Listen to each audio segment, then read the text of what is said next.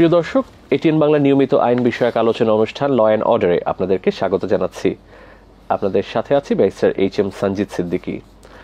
আজকে আমাদের আলোচনার বিষয় 1973 সালের আন্তর্জাতিক অপরাধ ট্রাইব্যুনাল আইন। এই বিষয়টি নিয়ে আলোচনার জন্য আমাদের সাথে স্টুডিওতে রয়েছেন মোহাম্মদ জামাল উদ্দিন খন্দকার, পাবলিক প্রসিকিউটর, বিশেষ জজ আদালত 3 এবং নির্বাহী পরিচালক, Bangladesh human rights society. Sir, আপনাকে আমাদের অনুষ্ঠানে স্বাগত জানাচ্ছি। আপনাকেও ধন্যবাদ এবং এটিএন দর্শকদেরকে আমার ধন্যবাদ। 1973 সালে আন্তর্জাতিক অপরাধ ট্রাইব্যুনাল আইনটি প্রণয়ন করা হয়। এই আইনটির যে উদ্দেশ্য এবং যে সংক্ষিপ্ত একটি ইতিহাস রয়েছে সেটি সম্পর্কে জানতে চাচ্ছি। আন্তর্জাতিক অপরাধ ট্রাইব্যুনাল 1973 এই আইনটি পাশ হয়েছে। তো আইনের উদ্দেশ্য অনেক ব্যাপক। এখানে স্বাধীনতার পরপরই আইনটি করা হয়েছে। হ্যাঁ, স্বাধীনতা উত্তর এই আইনটি করা হয়েছে এবং এই আইনের মাধ্যমে যে আমাদের এই যে বিচার ব্যবস্থাকে যুদ্ধাপরাধের যে এখানে 5টি বিষয়কে এখানে সন্নিবেশিত করা হয়েছে। সেখানে হয়েছে যে আপনার crimes against humanity, crimes against peace, genocide এবং war crimes and Geneva convention বিরোধী অপরাধ এবং আন্তর্জাতিক মানে যত অপরাধ আছে সমস্ত অপরাধের বিচার করার জন্য এই আইনটি প্রণীত হয়েছে। এবং সেই আইনটি আমাদের বাংলাদেশে সেই আইনে আমরা দেখলাম যে এই আইনের বিচারও হয়েছে। তো আসলে সেই আইনটি আমাদের দেশের জন্য কতটুকু প্রযোজ্য এটা অনেক বিবেচনার বিষয় রাখে। জি, আমরা আদালতের এখতিয়ার সম্পর্কে যাওয়ার আগে একটি বিষয় জানতে চাচ্ছি। এই ট্রাইব্যুনালে যারা বিচারক হিসেবে রয়েছেন তাদের যোগ্যতা কি এবং ট্রাইব্যুনালটি কিভাবে গঠিত হচ্ছে? এই ট্রাইব্যুনালটা হচ্ছে একটা হাইকোর্টের স্ট্যান্ডার্ডের, আমরা এই ট্রাইব্যুনালকে একটা হাইকোর্টের স্ট্যান্ডার্ড বলতে পারি।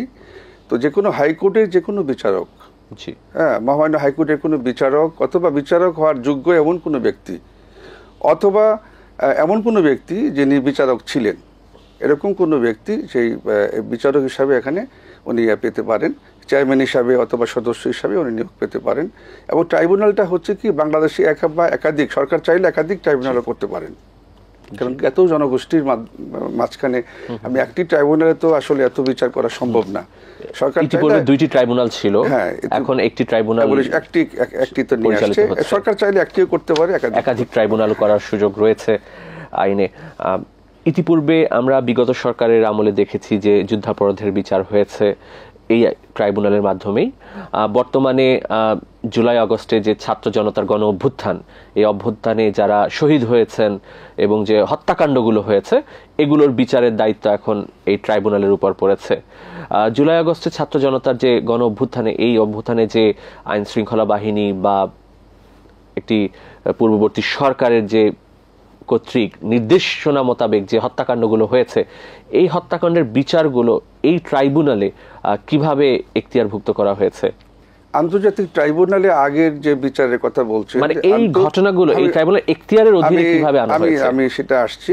সেটা হচ্ছে হয় কি যে ট্রাইব্যুনালটা ইন্টারন্যাশনাল স্ট্যান্ডার্ডের একটা ট্রাইব্যুনাল, যে ট্রাইব্যুনালটা হচ্ছে আন্তর্জাতিক মানের হতে হবে এবং আন্তর্জাতিক মানের যে স্ট্যান্ডার্ড, যে ভ্যালুস থাকা দরকার সেটা থাকতে হবে। তো আসলে হয় কি যে আমাদের দেশে আমরা এই মামলাগুলি হলো কি যে আমরা যে কাস্টমসটা হচ্ছে, আমরা ডোমেস্টিক আইনে কিন্তু মামলাগুলি হয়েছে আগে, যে ডোমেস্টিক আইনে আসলে ইন্টারন্যাশনাল যে আইন, সেই আইন এখানে ফলো করা হয়নি। 1973 সালের যে ভিউটা নিয়ে আইনটা করা হয়েছিল সেটা করা হয়নি। এখন আপনার এখতিয়ারের কথা বললেন, এখতিয়ারকে প্রসারিত করা হয়েছে, আগের এখতিয়ার নাই। এখন 2024 সালে অ্যামেন্ডমেন্ট এনে এটার এই যে ট্রাইব্যুনালের এখতিয়ার, ট্রাইব্যুনালের ক্ষমতা, ট্রাইব্যুনালের ব্যাপ্তি, বিচার প্রক্রিয়াতে অনেক সংশোধন আনা হয়েছে। একটা সম্পূর্ণ আইন। আগে আইনটা আসলে আগে যে আইনটা ছিল, যে বিচারটা হয়েছিল, সে বিচার নিয়ে অনেক প্রশ্ন আছে। আপনি ইন্টারন্যাশনাল স্ট্যান্ডার্ডটা ওখানে মেনটেন হয়নি। আর বর্তমানে যে 24 সালে যে অ্যামেন্ডমেন্ট এসছে, সে 24 অ্যামেন্ডমেন্টের মাধ্যমে এই আইনটাকে স্বয়ংসম্পূর্ণ একটা আইন হিসাবে এখন আমরা বলতে পারি এটা স্ট্যান্ডার্ড একটা আইন। কারণ কি, যেখানে আইনই বলা আছে যে ফৌজদারি কার্যবিধি এবং অথবা সাক্ষ্য আইন সেখানে কিন্তু অ্যাপ্লিকেবল না। তাহলে বিচারটা হলো কিভাবে? 1973 সালে সে আইনেই কিন্তু সন্নিবেশিত করা আছে যে আপনার এই ফৌজদারি কার্যবিধি এবং সাক্ষ্য আইন এখানে অ্যাপ্লিকেবল না। তাহলে এই যে বিচারগুলি হলো, এতগুলি মানুষের বিচার হলো, বা ফাঁসি হলো বা মৃত্যুদণ্ড হলো, যাবজ্জীবন হলো, তাহলে কিভাবে হলো? তাহলে ফৌজদারি কার্যবিধিকে ওনারা ফলো করলেন। যে ডোমেস্টিক যে ল, আমাদের যে আইন, বা আমরা দণ্ডবিধি, ফৌজদারি কার্যবিধি, সাক্ষ্য আইন এগুলিকে আমরা ফলো করে বিচারটা হয়েছে। কিন্তু এখন যে 24-এ যে অ্যামেন্ডমেন্টটা হলো সেখানে এখতিয়ারটা হচ্ছে ব্যাপক। ফৌজদারি আইনও হবে না এবং সাক্ষ্য আইনও এই মামলার বিচার হবে না। 1973 সালের যে আইন সেই আইন অনুযায়ী এবং অ্যামেন্ডমেন্ট করে 2024 সালে যে অ্যামেন্ডমেন্টটা করেছে, আগে কিন্তু আইন শৃঙ্খলা বাহিনীর বিরুদ্ধে মামলা করা যেত না, আইন শৃঙ্খলা বাহিনীর বিরুদ্ধে। এখন এই আইনে কিন্তু 3টা জিনিস এখানে উঠে এসেছে, 4টা জিনিস উঠে এসেছে। প্রথমত আইন শৃঙ্খলা বাহিনী যারা কি বলে এই গণহত্যার সাথে যারা জড়িত, সুনির্দিষ্ট বা যাদের বিরুদ্ধে সে অভিযোগ আছে, তাদের বিরুদ্ধেও বিচারের অনুমতি এই ট্রাইব্যুনাল দিতে পারবে। এবং ইভেন দো যে আপনার যে এই যে বিচারিক আদালতের যে সিসি ফুটেজ, অডিও ভিডিও এবং তাদের যে কোর্টের যে আপনার কার্যক্রম বা প্রিন্ট মিডিয়া অথবা ইলেকট্রিক মিডিয়ায় যত রকম নিউজ আছে সেগুলি এভিডেন্স হিসাবে তারা নিতে পারবে। এবং এখানে সাক্ষী এবং আপনার বাদীর সুরক্ষা দেওয়ার জন্য সুরক্ষার একটা বিধান এখানে দেওয়া আছে এবং এখানে ভিকটিমের ক্ষতিপূরণের ব্যবস্থা করা আছে। আগে এই বিষয়টা ছিল না। এখানে অভিযুক্তের বিষয়ে বলা আছে যে অভিযুক্ত যিনি আসামি তারও এখানে স্বার্থ সংরক্ষিত হবে এবং তার বিষয়টা এখানে বলা আছে যে তাকেও সে আইনজীবী, বিদেশি আইনজীবী নিয়োগ করে তার মামলা পরিচালনা করতে পারবে। এর আগে কিন্তু সে অনুমোদনটা দেওয়া হয়নি। এখন এর ইন্টারন্যাশনাল যেহেতু কোড, ইন্টারন্যাশনাল জেনেভা কনভেনশনের যে থিম আছে সেই থিমকে মানটাকে যদি আমরা এখানে স্ট্যান্ডার্ডটা আমরা নিয়ে আসতে চাই, তাহলে হবে কি যে আমরা পৃথিবীর এটা উন্মুক্ত করে দিতে হবে বিচারটা সঠিক হচ্ছে কিনা। আজকে দেখেন, আজকের এই বিচারটা দেখার জন্য পৃথিবীর বিভিন্ন দেশ থেকে লোকজন আসছে, অবাধে আসতে পারছে, আইনজীবীও আসতে পারবে। বার কাউন্সিলের শুধু একটু বার কাউন্সিলের পারমিশন লাগবে। বার কাউন্সিল হচ্ছে আমাদের দেশের আইনজীবীদের একটা স্বায়ত্তশাসিত সংগঠন, ওদের পারমিশনটা শুধু লাগবে এবং পারমিশন বার কাউন্সিল দিবে, এটা আইন করেই বলা হয়েছে।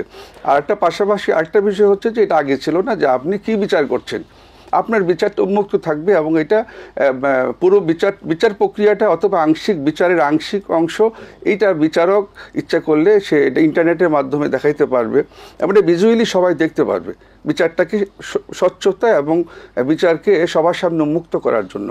বিচার গোপনে বিচার হবে না এবং যদি কোনো অভিযুক্ত যদি আদালতে আসতে না পারে, কোনো সাক্ষী যদি আসতে না পারে, তো এটা ক্যামেরা ট্রায়ালের মাধ্যমেও ভিজুয়ালি ভার্চুয়ালিও কিন্তু তার সাক্ষ্য গ্রহণ করা যাবে এবং তার হাজিরা নেওয়া যাবে।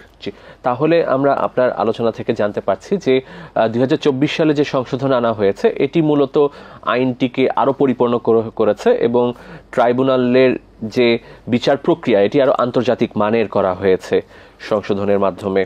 জুলাই আগস্টে যে ঘটনাগুলো ঘটেছে এই বিষয়ে ইতিমধ্যে অনেকগুলো মামলা দায়ের হয়েছে ট্রাইব্যুনালে। ট্রাইব্যুনালের মামলা দায়েরের প্রক্রিয়াটি সম্পর্কে জানতে চাচ্ছি। আপনি কোন ব্যক্তি যদি মামলা করতে চান কোন প্রক্রিয়ায় উনি যাবেন? আপনি সরাসরি আপনি যুদ্ধাপরাধ ট্রাইব্যুনালে গিয়ে মামলা করতে পারবেন। জি আচ্ছা, তো ওখানে আপনি সরাসরি করতে পারবেন। আপনি এমনিতে আমাদের যে ফৌজদারি আদালত আছে আপনি ওখানেও আপনি মামলা করতে পারবেন।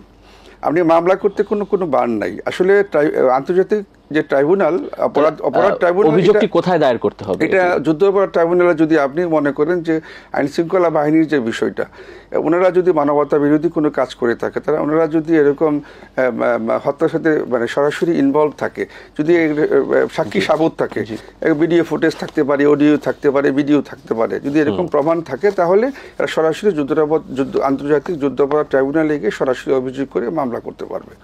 আইনি কোনো সমস্যা নেই। এই অভিযোগটি কোথায় দায়ের করতে হবে? প্রসিকিউটর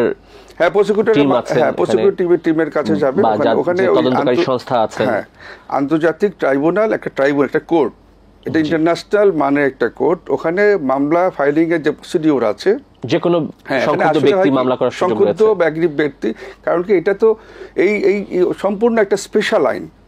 আন্তর্জাতিক অপরাধ ট্রাইব্যুনাল আইনটা কিন্তু একটা স্পেশাল অ্যাক্ট। তো ওখানে আপনি স্পেশাল অ্যাক্টের জন্য স্পেশাল ঘটনা না ঘটলে কিন্তু ওখানে যাবে না। যখন আপনি জেনোসাইড করলেন, আপনি যখন এই যে নির্বিচারে গুলি করলেন, এই গুলিতে অনেক মানুষ প্রাণ হারালো, অনেক মানুষ কি বলে অন্ধ হয়ে গেল, অনেক মানুষ কি বলে এখনো বিছনায়, এখনো পরে হাসপাতালে কাতরাচ্ছে। এই যে মানুষের জীবন বিপন্ন করে একটা সারা দেশকে আপনি ম্যাসাকার করলেন, যদি আপনার বিরুদ্ধে সুনির্দিষ্ট অভিযোগ থাকে, প্রমাণ থাকে, অবশ্যই ট্রাইব্যুনাল সেই মামলা গ্রহণ করবে।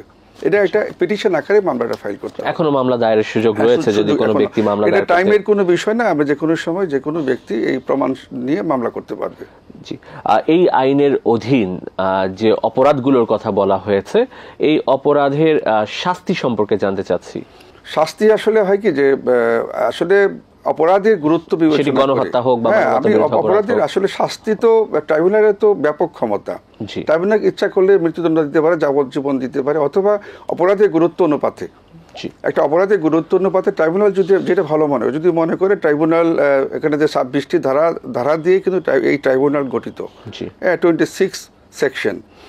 2024 সালের যে 2024 নভেম্বর এই আইনটা অ্যামেন্ডমেন্ট করা হয়েছে। তো সেই অ্যামেন্ডমেন্টের মধ্যে এই কথাটা বলা আছে, যদি কোনো ব্যক্তি বা কোনো ট্রাইব্যুনাল যদি মনে করে, যদি ট্রাইব্যুনালের ইচ্ছা হয়, যদি মনে করে ট্রাইব্যুনাল যে সে একটা মানুষ নির্দোষ, তাকে খালাসও দিতে পারে। ট্রাইব্যুনালের ব্যাপক ক্ষমতা দেওয়া আছে। হ্যাঁ, তো ব্যাপক ক্ষমতা দেওয়া আছে। এখন আপনি একটা মামলা করলাম, এটা সাক্ষী প্রমাণত সাবমিট করে একটা মামলা হয়ে গেল, ট্রাইব্যুনালে যাওয়ার পরে যদি ট্রাইব্যুনাল কোর্ট যদি মনে করে সাক্ষী শপথ নেওয়ার পরে যে আসলে তার সুনির্দিষ্ট অভিযোগ তার বিরুদ্ধে আসে না, তাই বলে তাকে খালাসও দিতে পারবে। এই আন্তর্জাতিক অপরাধ ট্রাইব্যুনালে যে মামলাগুলো হচ্ছে, এই মামলাগুলোর বিচার প্রক্রিয়া সম্পর্কে জানতে চাচ্ছি। বিচার প্রক্রিয়াটা হবে আন্তর্জাতিক ট্রাইব্যুনাল যে অপরাধে আইন আছে 1973 সালে এবং 24-এর যে অ্যামেন্ডমেন্ট, ফৌজদারি কার্যবিধি প্রযোজ্য হচ্ছে না।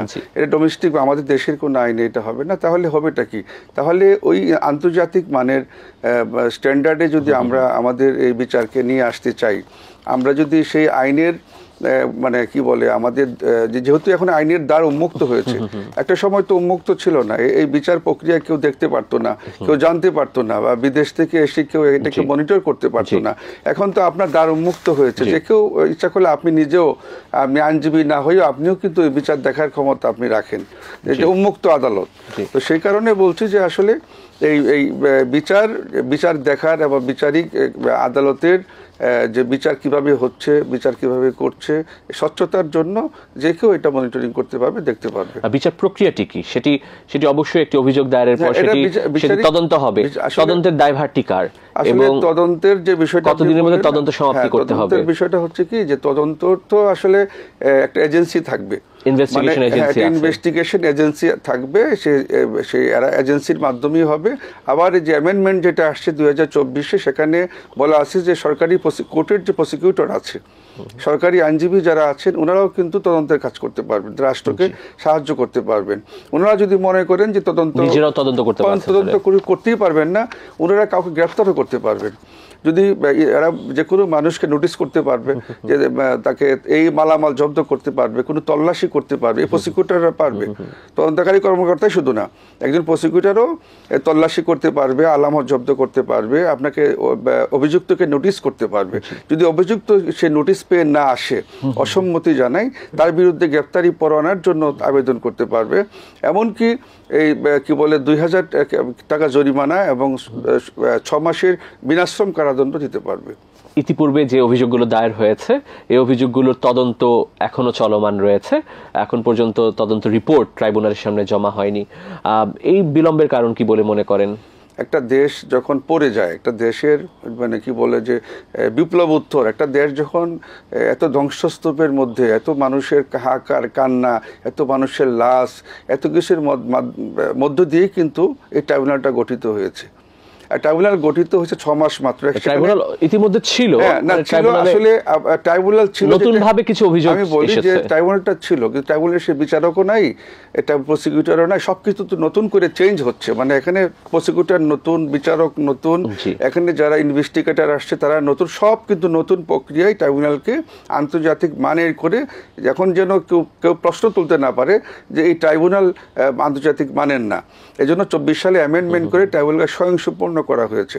ইনভেস্টিগেশন হয় কি, এত বড় একটা অভিযোগ, এখন এত বড় একটা অভিযোগ যে জুলাই আগস্টের যে অভিযোগটা, যে সেখানে অনেক ছাত্র জনতাকে হত্যা করা হয়েছে, এবার এদের এই জেনোসাইডগুলি হয়েছে, হ্যাঁ, এবং এই যে মানবতা বিরোধী অপরাধ হয়েছে, এটা একটা ওয়ার ক্রাইম বলতে পারি আমরা। যে আসলে এই যুদ্ধটা তো আসলে যুদ্ধ বলার সুযোগ রয়েছে, আমরা যুদ্ধ অপরাধ আমরা এই কারণেই বলবো, আসলে কারণ এটি একটি মানবতা বিরোধী অপরাধ হওয়ার আমি যুদ্ধাপরাধ আমি বলছি এই কারণেই বলছি যে এখানে আমাদের এই ঘটনার সাথে মানে আমাদের অন্য কোনো দেশ হয়তো ইনভলভ ছিল, কোনো না কোনোভাবে ইনভলভ ছিল, যেগুলি আমরা ভিজুয়ালি আমরা অনেকেই দেখেছি, আপনারা অবশ্যই তদন্তে দেশবাসী দেখেছে, তদন্তে আসবে। তদন্তে আসার জন্যই তো আমরা এই যে সময় বলে না 6 মাস চলে গেছে এখন ইনভেস্টিগেশন, আসলে কি তাড়াহুড়া করতে গেলে ভুল হয়।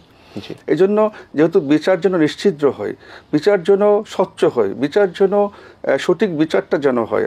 আগে কি হয়েছে যে যেন তেন একটা বিচার হয়ে গিয়েছে, কিন্তু এখন সেই সুযোগটা নেই। এখন বিচারটা যেন সঠিক পন্থায় হয় এবং আইন মেনে হয়, আন্তর্জাতিক আইনের যে স্ট্যান্ডার্ড আছে স্ট্যান্ডার্ড যেন মেনটেন হয়, সে কারণেই কিন্তু সময়ক্ষেপণ হচ্ছে। জি, এই আইনে রয়েছে যে তদন্ত প্রতিবেদন সহ ইনভেস্টিগেশন রিপোর্ট সহ প্রসিকিউশন তদন্ত শেষ হলে তদন্ত প্রতিবেদন সহ যারা প্রসিকিউশন রয়েছে তারা একটি ফর্মাল চার্জ আদালতে দাখিল করেন। এই ফর্মাল চার্জ দাখিলের সাথে সাথে আসলে বিচার প্রক্রিয়াটি শুরু হয়ে থাকে। এই ফর্মাল চার্জ দাখিলের পরে 4 শুনানির একটি সুযোগ রয়েছে, 4 শুনানি হবে।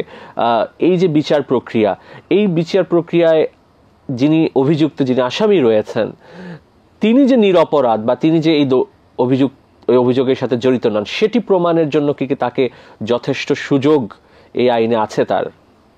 আপনি এই আইনে আপনার 1973 সালের আইনে সেটা সুযোগটা ছিল। অভিযুক্ত ব্যক্তি নিজে অথবা তার পক্ষে মানে আইনজীবীর মাধ্যমে, অবশ্যই আইনজীবী নিয়োগ দিতে পারতেন উনি আইনজীবীর মাধ্যমে, দেশি বা বিদেশি, উনি যে কোনো দেশের থেকে আইনজীবী এনে ওনার পক্ষে উনি মামলা আত্মপক্ষ সমর্থনে উনি সুযোগটা উনি পাবেন। এবং এটাও পাবেন উনি যদি কি বলে আর্থিকভাবে সঙ্গতি না থাকে।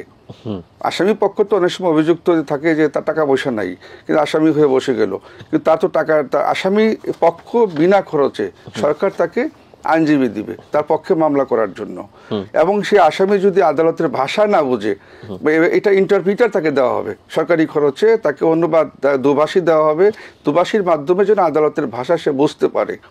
তাহলে এখানে অভিযুক্তের বিষয়ে যে আগে যে বিষয়গুলি ছিল এটা ছিল না, যেমন বিদেশি আইনজীবী এনে তাকে সহযোগিতা করার সুযোগ ছিল না, আত্মপক্ষ সমর্থনের সুযোগ ছিল না, বিদেশি আইনজীবীকে আসারই কোনো পথ ছিল না। এটা কিন্তু সুগম হয়েছে এই অ্যামেন্ডমেন্টের মাধ্যমে। এবং এটা অভিযুক্তকে এই যে আপনার বিনামূল্যে আইনজীবী দেওয়া, সরকার রাষ্ট্রের খরচে অভিযুক্ত বা আসামিকে একজন আইনজীবী দিয়ে দেওয়া তার পক্ষে মামলা করার জন্য, এটাও কিন্তু ছিল না। এবং পুরো বিচারটি সরাসরি সম্প্রচারের বিধানও ইন্টারনেটের মাধ্যমে আদালত চাইলে এটা করতে পারবে। এটাকে আমি আবারও বলছি যে কিন্তু আসামি যিনি আছেন তিনি নির্দোষ তার প্রমাণ করার জন্য তাকে আইনে কি কি সুযোগ আছে? নির্দোষ প্রমাণ করার জন্য যেমন আমরা সিআরপিসিতে আমরা যেভাবে মামলা করি, আসলে প্রসিডিউরটা তো সব সেম, এবং উনি ওনার সমস্ত ডকুমেন্টারি এভিডেন্স উনি ডিডব্লিউর মাধ্যমে ইস্যু করতে পারবে। সাফাই সাক্ষী দিয়ে উনি নিজেকে নির্দোষ প্রমাণের চেষ্টা করতে পারবেন। এমনকি উনি রাষ্ট্রপক্ষের সাক্ষীদের জেরা করার সুযোগ রয়েছে এবং উনি ক্রস এক্সামিনেশনের মাধ্যমে প্রসিকিউশনের যে উইটনেস আছে তাকে সাক্ষীকে তারা জেরা করে উনি ওনার ডিফেন্স কাউন্সিল সে বেনিফিট নিতে পারে। অথবা উনি যখন কি বলে আপনার যখন আসামিকে এক্সামিন করা হয় তখন আদালত চাইলে আসামি বক্তব্য শুনতে পারে এবং লিখিতভাবে আসামি তার বক্তব্য আদালতে উপস্থাপন করতে পারে। অথবা সেটিকে আন্তর্জাতিক মানের হবে বলে আপনি মনে করেন যে because the accused has a right of fair trial, একটি ইম্পার্শিয়াল ট্রাইব্যুনাল কর্তৃক তার বিচারের একটি অধিকার রয়েছে, প্রিজুমের কোনো সুযোগ নেই, he has a right two defence. হ্যাঁ, এই অধিকারগুলো কি আমি বলছি অ্যাকিউজ হ্যাভ টু কিপ যথার্থ সুযোগ রয়েছে। হ্যাঁ, সুযোগ মানে অবারিত সুযোগ, যে সুযোগটা আগে ছিল না। হ্যাঁ, বর্তমান অ্যামেন্ডমেন্টে যে সুযোগটা আসামিকে দেওয়া হয়েছে এবং সে পর্যাপ্ত, এবং আসামিকে প্রশ্ন উত্তর এখানে বলা আছে যে বিজ্ঞ ট্রাইব্যুনাল, আন্তর্জাতিক ট্রাইব্যুনাল অপরাধী আসামি সরাসরি এই কি বলে আদালতের সাথে কথা বলতে পারবে, আদালত তাকে জিজ্ঞাসা করতে পারবে, যে কোনো প্রশ্ন জিজ্ঞাসা করতে পারবে, আদালত তাকে সাক্ষী সাবুত হাজির করার জন্য বলতে পারবে, আসামি আদালতের কাছে তার সাক্ষী সরাসরি সে আসামিকে দিতে পারবে। আদালতে বা ট্রাইব্যুনালে কি কি ধরনের সাক্ষ্য উপস্থাপনের সুযোগ রয়েছে? আপনার সব সাক্ষী আপনি মনে করেন একটা এই যে নিউজটা আপনি একটা রাষ্ট্রপক্ষ একজন আমি জেনোসাইড করলাম না, এখানে আমার যে এই যে সিসি ভিডিও ফুটেজ, এটা তো বিভিন্ন আমাদের মহানগরীতে তো সিসি ফুটেজ তো সব জায়গায় রাস্তার মধ্যেও আছে, এটা দিতে পারে, বা কারো মোবাইলে অডিও ভিডিও যেটা আছে সেটা হতে পারে, প্রিন্ট মিডিয়া হতে পারে, ইলেকট্রিক মিডিয়া হতে পারে, যে কোনো ভিডিও ফুটেজ, হ্যাঁ, এগুলি সংগ্রহ করে অথবা যে কোনো documentary submission before the learned tribunal আপনি সাবমিট করতে পারবেন। এখানে তো এই বিষয়গুলি আসলে আন্তর্জাতিকভাবে এই বিষয়গুলি স্বীকৃত এবং সেগুলি রাষ্ট্রপক্ষ এগুলি সাবমিট করতে পারবে, আসামি পক্ষ সাবমিট করতে পারবে। আমি আপনাকে একটা এক্সাম্পল দিচ্ছি। দেখো, বৈষম্য বিরোধী মামলায় একজন অফিসার, পুলিশ অফিসার, উনি হঠাৎ করেই মানে আমার কাছে আসলেন, বললেন স্যার আমি একটা মামলার আসামি হয়ে গেলাম, এটা পিটিশন কেসের আসামি হয়ে গেলাম। তো আমার কাছে কেন আসছেন? তাই বললো যে আপনি একসময় আমি আপনার ক্লায়েন্ট ছিলাম অনেক আগে, যখন আমি পুলিশ ছিলাম না, আপনার পরামর্শ নিতে আসছি। আমি তাহলে কিভাবে আপনি তাহলে আসামি হলেন? বললো আমি 5ই আগস্ট আমি থানায় ডিউটিতেই ছিলাম না, আমি ছুটিতে ছিলাম। তো বললো যে এটা প্রমাণ কি? তো প্রমাণ হচ্ছে, ওটা বলতেছে প্রমাণ হচ্ছে যে আমরা পুলিশের একটা অ্যাপস আছে, আমরা ছুটিতে গেলে ওই অ্যাপসের মাধ্যমে ওই পিটিশনটা ওখানে আমাদের সাবমিট করতে হয়, ওখান থেকে আমরা প্রিন্ট ইচ্ছা করলে আপনি এখন ইন্টারনেটে সার্চ করলে দেখবেন যে আমি 5 তারিখ থেকে 11 তারিখ পর্যন্ত আমি ছুটিতে ছিলাম, অথবা 5 তারিখের ঘটনায় আমাকে ইনভলভ করা হয়েছে। তবে আমি তাকে সাজেশন দিলাম, তাহলে আপনি এক কাজ করেন, যদি সঠিক হয়, আপনি যদি ইনভলভ না থাকেন, আপনি ছুটিতে থাকেন, তাহলে আপনি ওই ছুটির দরখাস্তটা ইন্টারনেট থেকে বের করে, এর প্রমাণ তো আপনার কাছে আছে, আপনি আপনার যিনি তদন্ত করতেছেন ওনার কাছে আপনি সাবমিট করেন। তো তদন্ত তো এখনো হয়নি, এটা থানাতে পাঠিয়েছে, এই মামলা এই ঘটনা নিয়ে আরেকটি মামলা হয়েছে কিনা এই তদন্ত আসার পরে এটা মামলায় এফআইআর হিসেবে যাবে। তো এফআইআর হয়ে গেলে তো আমি সাসপেন্ড হয়ে যাব, পরে তো কখন কি হয়। তো এই ভদ্রলোক পরবর্তী সময়ে উনি থানায় যোগাযোগ করলেন, থানা বললো আপনি কোর্টের কাছে যান, কোর্টের সাথে কথা বললো। তো কোর্ট বললো যে আমরা তো পারবো না, যে আইনজীবী সাহেব এই মামলা সাবমিট করেছেন উনি যদি আপনার নামটা বাদ দেয় তাহলে সম্ভব।